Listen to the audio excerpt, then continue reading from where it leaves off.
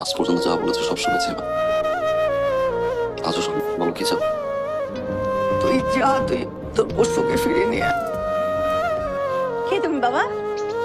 আমার নাম আবির। পুষ্প আপু, নিচে পাত্র আসছে। পাত্রটা দেখতে কি সুন্দর। আঙ্কেল আপনি কি রিং পড়াতে এসেছেন? মা, রিং করে নিয়ে যেতে এসেছি।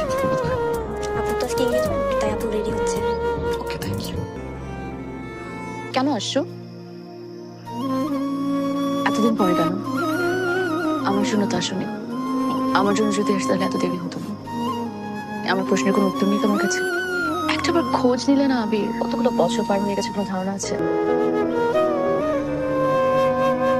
আমি কি করব?